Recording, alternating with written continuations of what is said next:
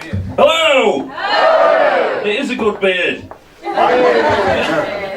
Stockport, are you ready to rock? I said, are you ready to rock? Let's go! There's a magical place where now way there. There's toys in their millions, all under one roof. It's called Ann Summers. Way down deep in the middle of the Congo, the lion picked a passion fruit, a pineapple and mango. They mixed it all together and they called it Nigel Farage's least favourite non-alcoholic beverage. I saw another advert the other day. It said, jobs at Argos now. And there was me thinking he'd died of pancreatic cancer. Steve Jobs. He was a twat anyway, so doesn't matter, does it? My name's Tom, I come from Sheffield. Exactly the reaction I was expecting. I was coming over the tops and it was really windy and one of the roads was closed. It was that one. And I was listening on the radio and it said that what had happened was that Mr T's off the 80, his van had blown over, spilling hundreds of packets of his favourite French cheese all over the highway. Debris everywhere, sucker!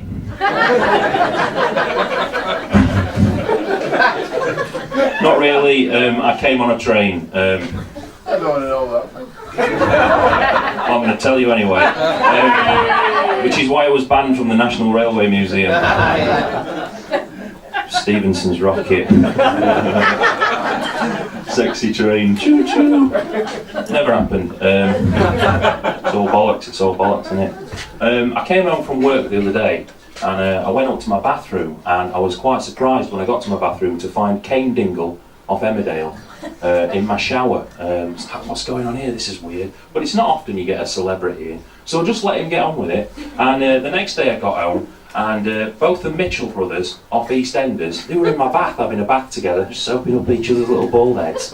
And the day after that I got home and Richard Hillman, the Coronation Street Strangler, he was on my toilet having a shit, and I'm like, what is going on? This is really weird. And it carried on for a whole week, and Jez Quigley off Coronation Street, and my namesake off Emmerdale, Tom King, he was there as well, he was on my bathroom, and they just kept building up, and then I thought, oh God, don't you just hate it when you get a build-up of soap scum in your bathroom?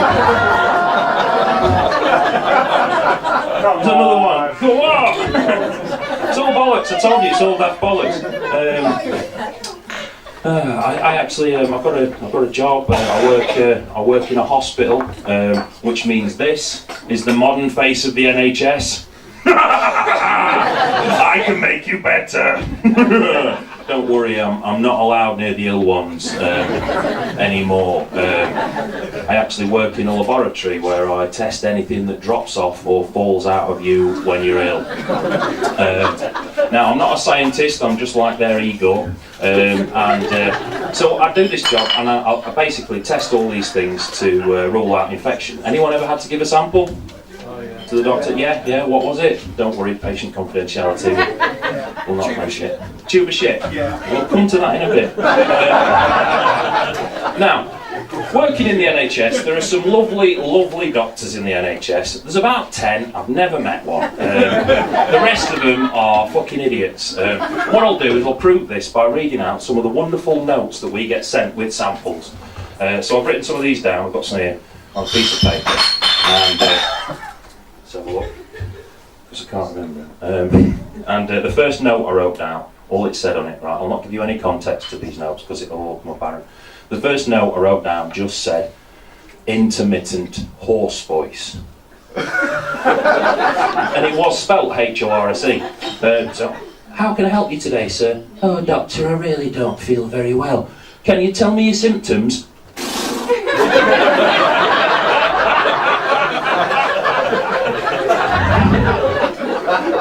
The next note I wrote down, all it said on it was, pussy tonsils.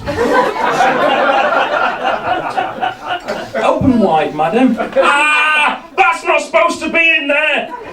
And we got another one which just said on it, tonsils like pair of balls at back of throat. They're not supposed to be there either. Very, very weird. This one, not a prize, but when you type in doctors, if there are any doctors in, make sure you don't hold one key down for too long, because all this note said on it was, lymphoma! You've won cancer. And this next one also ever so slightly inappropriate. All it said was, the patient is very chesty. Don't need to know that. What's that got to do with anything?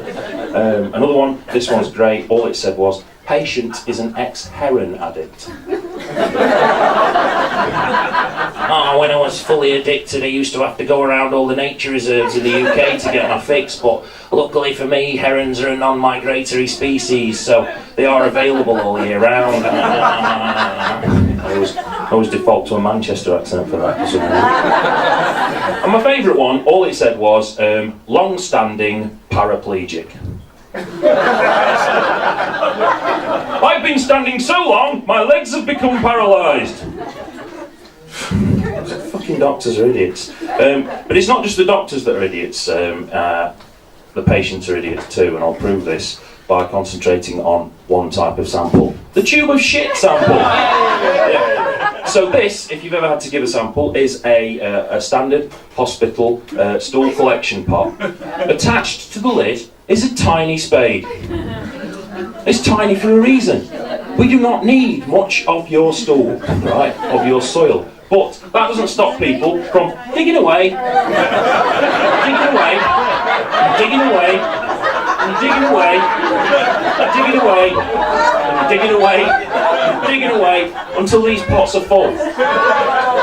And the thing about ill-poo is, right, it can create a lot of gas, right? And when gas hasn't got anywhere to go, these pots can explode. Which is why I now work with two people nicknamed Shitface. Now, I've had to give my own sample. I got a little infection. It was like a microparasite. It's called Cryptosporidium, which I think sounds like a Harry Potter spell, doesn't it? Cryptosporidium! And then you shit dark magic for 5 weeks. 5 weeks of dark fire coming out of your back end. And I didn't even lose any weight, which was the real magic of that. I was very annoyed. And sometimes patients, what they do is they lose these pots. Now, rather than going back to the doctors and asking for another one, they just improvise with something from home. Now, we've had everything. The first thing people go for is something sterile, like a paracetamol bottle, or the 35mm camera cases, which old people hoard, right? Loads of them, pop a bit of poo on it, send it off to the lab to test it. The next thing they go for is a food container, so they'll go for a pickle jar, poo in it. The tiny little jam jars, like you get in a hotel buffet breakfast. Little poo in it. Remember that next time you're at the Hilton. Takeaway box, big poo in it. Nutella jar! Genius! Whatever. And then they go for, someone actually sent their own Tupperware with a big poo in it and a little note on there saying, can I have it back?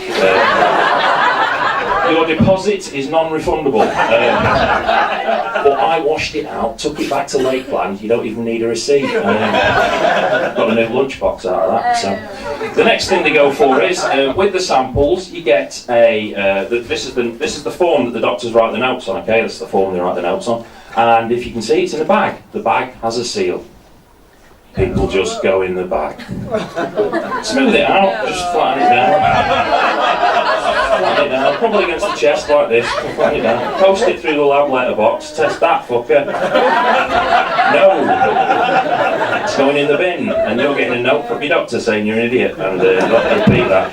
And someone else wants shat in another little bag. A Lidl carrier bag. Big turd in the bottom, just tied it up, dropped it off, in the lab. No name on it. What's that? What's that, like a dirty protest? The idiot thing is though, right? These pots are free, right? Little carrier bags cost 5p now, don't they? So, what an idiot.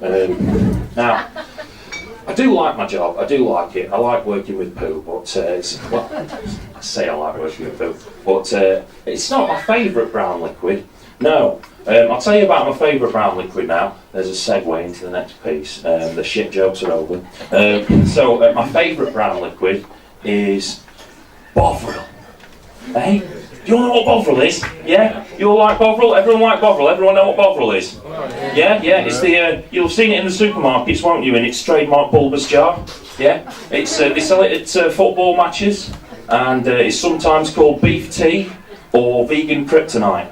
And I love it. I love Bovril. I love Bovril. I love it a lot. I love Bovril. I really love Bovril. I love Bovril. I fucking love Bovril. Now, can anyone tell me the history of Bovril? No? Well, thanks for asking, mate. I'll tell you anyway. It was invented in 1870 by a man called John Lawson Johnston as an easy way of transporting meat to the front lines of a war zone under contract from Napoleon, and was originally called Johnston's Fluid Beef. Anyone for a nice hot cup of fluid beef? No. No. Horrible, horrible, horrible. But how do they make Bovril, I hear you ask? Thanks very much for asking. But what they do, right, what they do to make Bovril is they get a beef, right, a whole beef, a live beef, straight from the field, and they bring it in from the field into the factory. Come on, beef, in you come on, in you come, moo, and in they come, and then they shove it whole and live into a liquidizer. And it has to be whole and live because nothing tastes better than the fear and pain of a dying animal. And then it comes out at the end of the liquidizer into Bovril's trademark bulbous jar. You see it in the supermarkets, and it comes in two sizes. It comes in adult and baby beef.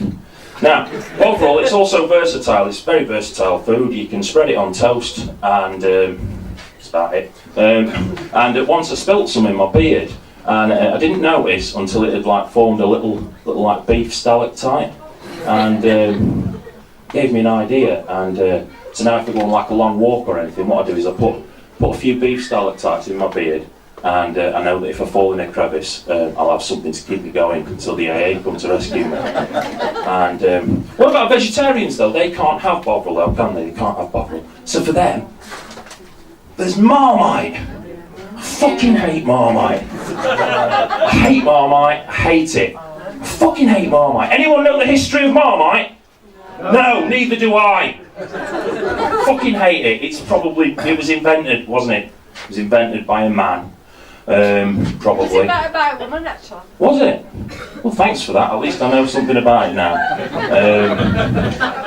It's shit though, isn't it? And anyone know how they make Marmite? Well, in your opinion. I'm ambivalent to it, really. Just not really that bothered about it. A little bit off, hate it. Yeah, well, you know, fuck you adverts, you can't tell me what to think. How do they make Marmite though? Well, thanks for asking, mate. What they do is they get a yeast, right, a whole yeast, a live yeast, and they bring it in from the field. Come on, yeast, in you come, and then they shove it whole and live into a liquidizer. And it has to be whole and live because nothing tastes better than the fear and pain of a dying multicellular microfungus. And then it comes out at the end of the liquidizer into Bovril's trademark bulbous jar with a fucking yellow lid, vegan bastards, and two sizes, adult and baby yeast. Now, Johnston's Fluid Beef. It's not a very catchy name, is it? So John Lawson Johnston, he came up with the name Bovril by taking the word Bos, which is Latin for beef, and putting it with the word vril.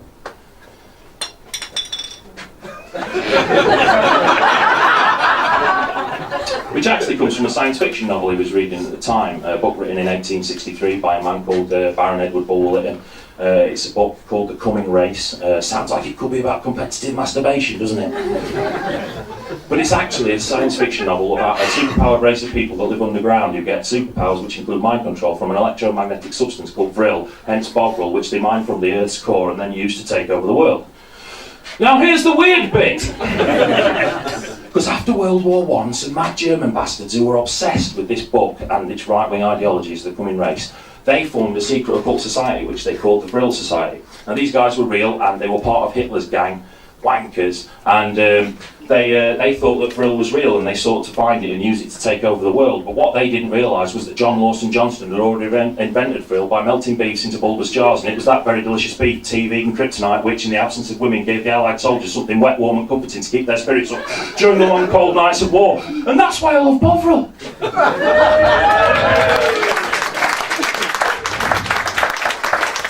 You wouldn't get that with yeast, would you? Yeast's never won a war. All you get with yeast is alcoholism and ladies' infections.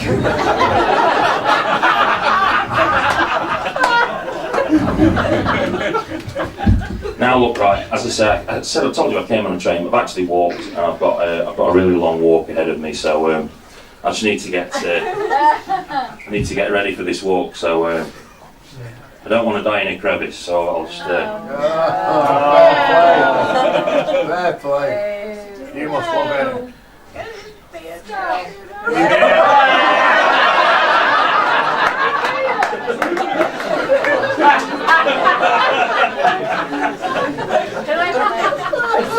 You want a leg?